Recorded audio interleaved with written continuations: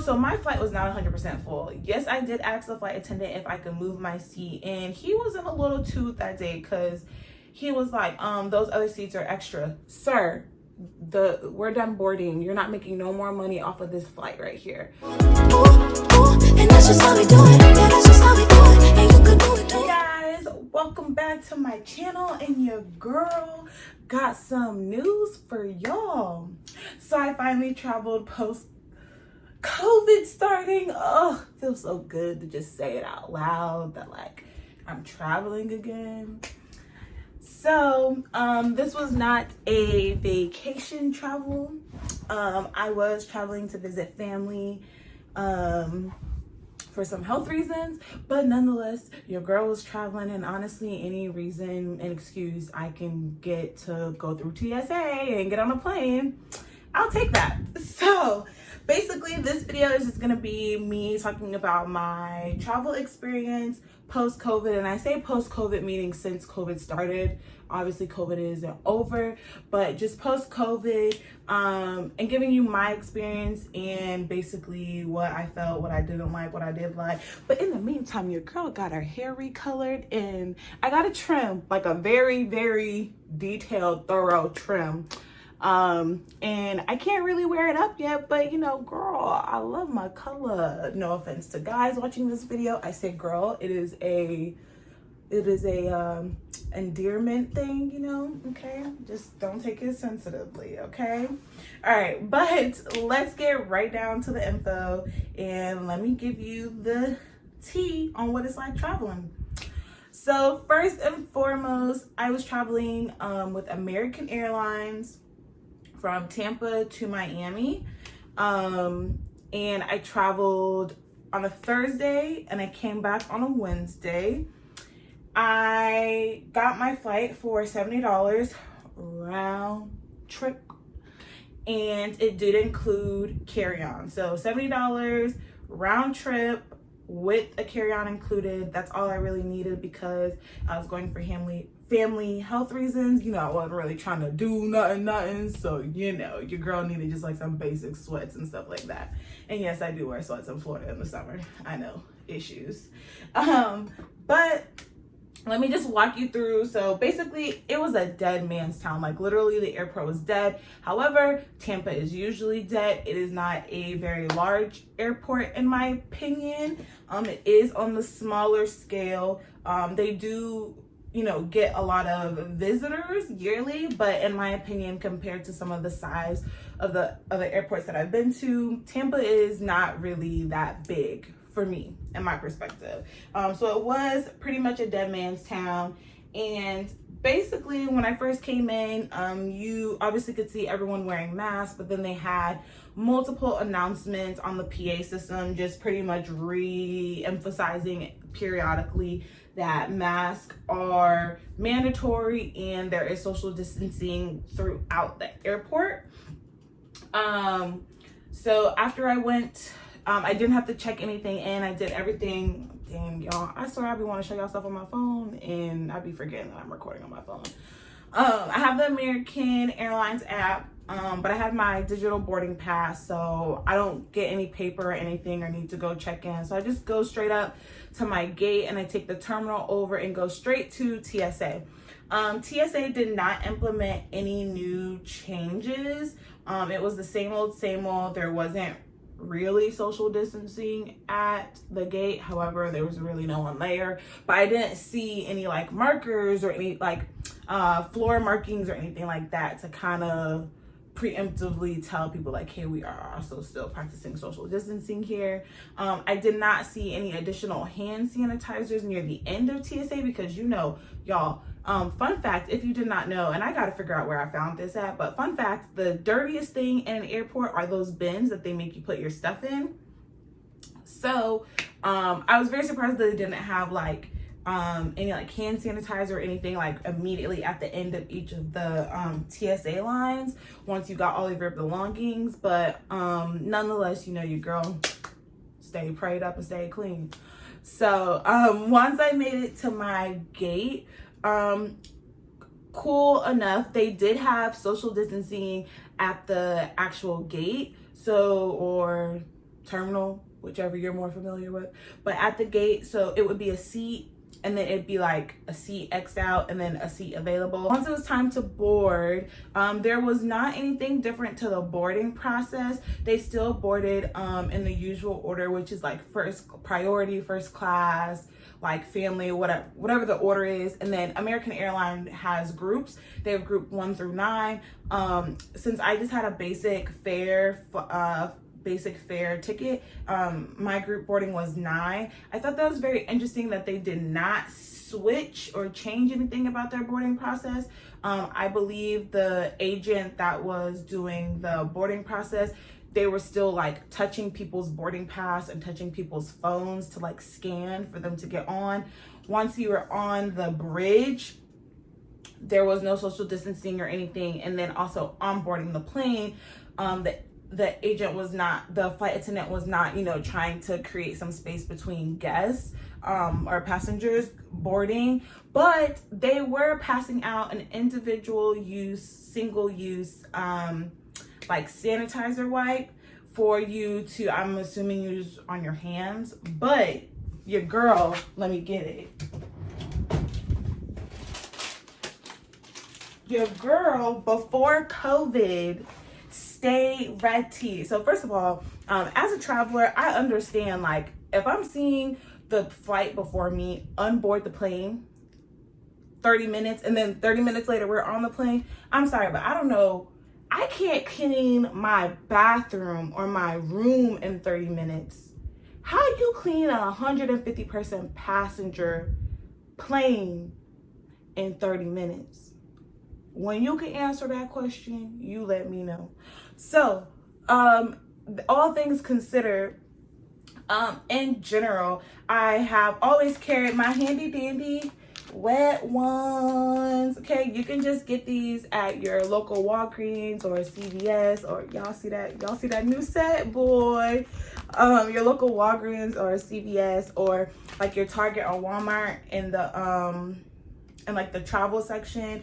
And basically, I use about 1 to 2 wipes to wipe down my entire area when boarding the plane. So everything from the seat, the belt buckle, the top of it, the armrest. I prefer a window seat, so I always try to get the side in the window because I naturally lean this way to go to sleep on the plane. The tray, the TV, if it has outlet plugs or anything, I'm cleaning the seat for me. And it honestly just gives me like a piece of comfort, but also too, these are, this one is antibacterial. These are antibacterial. I also have hyperallergenic because at one point I was going through a little phase where your girl was acting like she was allergic to everything. But nonetheless, I think I paid, there's 20 wipes in one of these, and I think I paid like $2 for this or something. So, but again, American provided a single-use wipe. So I was very shocked with that. I used it on the seat, but some people might use it on their hands, whatever. American did not have the middle seat blocked off. Again, do not go getting on American thinking the middle seat is gonna be blocked off. I'm telling y'all, it ain't. So if that's not what you're comfortable with, just either pay for a seat that you can see this, when you go to book your flight, just pay for a seat where you can see that you're the only person in that aisle, or it's only you and one other person, or go with a different airline completely. And even though, so my flight was not 100% full. Yes, I did ask the flight attendant if I could move my seat, and he was in a little toot that day because he was like, those other seats are extra. Sir, we're done boarding. You're not making no more money off of this flight right here. So they technically, on my flight going to Miami, leaving Tampa, they technically could have actually social distanced that plane. It wasn't 100% full, and they could have done, basically the aisle in the window seat and left all the middle seats open, and they could have technically social distanced that plane. So you just be cognizant of that if that's something that concerns you. Yes, you have to wear your mask on the plane at all times, in the airport at all times. So, and they will come say like, hey, you need to pull your mask up if you're trying to slack and everything like that. So now let's go talk about Miami, okay? Miami also had, additional hand sanitizer not at the end of TSA, again, which I thought would be more common or like well thought of, but at the actual gate or terminal. So maybe they were just like, well, once you get to your seat, you can, like once you go sit down, you can use it. But they did have additional stands at the terminal. Again, I want to have TSA pre-check.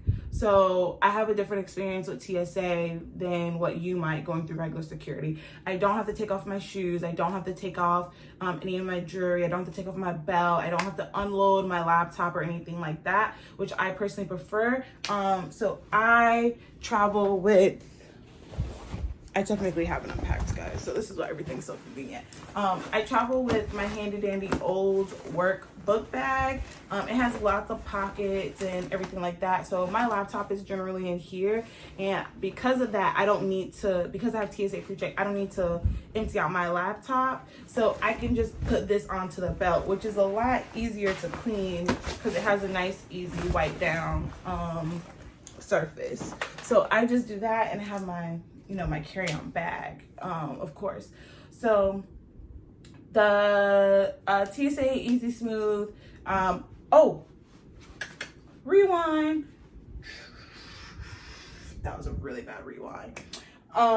So I loved Miami's TSA pre-check. I don't know if their regular TSA was like this, but TSA pre-check at Miami for the American Airlines terminal, round of applause. They had social distance markers along the floor. In addition to, it was all self-done. So there was an agent there, and they had all of the verification devices basically sitting on a table for you to do. So you pulled up your boarding pass, whether you had paper or phone, I have phone, you placed it on the screen, and then for ID, you took your driver's license, and they had basically, if you guys like know those machines when you go to a bank and you would like send a check through it and it would like verify a check, it kind of was similar to that, but it doesn't have a roundabout. You just insert it in. So basically you stick your driver's license through the machine and it verifies it for you. The TSA agent doesn't touch any of your items. The only thing that both Miami and Tampa TSA did ask for you to lower your mask so they could verify that your face actually matches with your identification. So Miami, hands down, it's all self-done. The TSA agent is not touching any of your belongings. They're not touching you, none of that. They are strictly just telling you like, oh, put your boarding pass on this device, put your ID in there. And they also had a piece of paper in English and Spanish to give you instructions on how to insert your ID. So I thought that was pretty cool because personally, I don't like constantly having to give over my phone or anything like that for them to verify. I would prefer to do it myself, truly and honestly. So they did not have, unlike Tampa, they did not have any social distancing in the gate or terminal, whichever you're familiar with. Basically the seats were free for all, but keep in mind, Miami is so much bigger than Tampa. So it could just be due to how much they have a demand. Like they are not taping off chairs, but I will say people were cautious and conscious. People were conscious and they did create space themselves. So even though Miami Airport did not, go and tape up or mark up chairs saying do not sit, they did themselves as passengers being in the airport just kind of separate out more than what they normally would. So that was very interesting and surprising, and honestly overall smooth experience in the gate or terminal.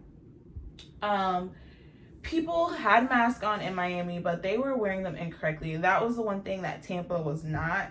I did not have that problem at Tampa. Tampa, everyone wore them properly over the nose and the mouth, where in Miami, girl, they was wearing them right here. Hold on, I got a spare mask.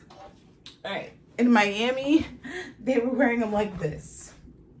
They were wearing them like this. For guys with beards, this, this and this one. I don't know what you think you're doing with that. So in Miami, when I boarded, there was a gentleman that the flight attendant had to tell multiple times to wear his mask properly.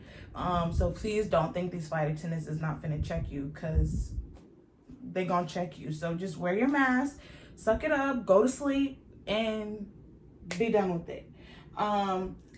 Miami, American Airlines crew that I had, I don't know your name, but Tanti, thank you so much for boarding smart. First of all, I don't understand why companies don't do this all together, but especially during COVID. So, you know, when you're normally boarding, if you're in the last boarding group, everyone is sitting down and you're literally hovering over them, walking slowly down the skinny aisle, waiting to get to your aisle so you can, you know, sit down. I hate that. I think that is redundant. If I'm in first class or if I'm in business class, why do I want a bunch of people hovering over me as I'm trying to enjoy my complimentary drink, my food, whatever? Like, I don't want that. I think that's awkward, especially during COVID. Why would I want, if you're a person there are those people who take 30,000 years to put their luggage up in the cabin. If it's taking 5 minutes for a person to put their bag up there, why do I want to be the person sitting in the aisle with like 5 people breathing over top of me? During COVID, no COVID, I don't want that. You too many people in my space. I don't like that. After business class or first class, they boarded groups 7 through 9, and they basically worked themselves from the back of the plane to the front of the plane, and that made it so basically you're not hovering over each other because those people are empty. Those seats are empty. You're basically just boarding. Oh, everyone's done. That plane was not full at all. When I say not full at all, I mean, honey, it was so many empty seats. I had a whole row to myself. Like, and I'm not just talking about my, my 3-seat row.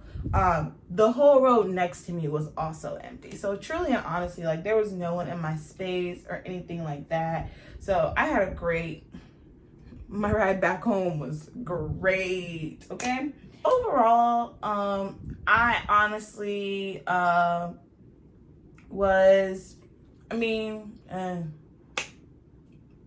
wasn't expecting airports to go all left field with new policies, but I was definitely impressed with Miami and American Airlines and some of the things that they have been doing. If you are uncomfortable with flying during COVID, it doesn't matter what an airline does, in my opinion. Like, you're just not going to be comfortable in general. So personally, I'm okay with flying during COVID. So I wasn't expecting anything great or over the top in terms of the changes for COVID. So if you're one of those people that you need them to be doing all these things in order to fly, I just would recommend you not flying, because I'd hate for you to get on that plane and be disappointed, honey, because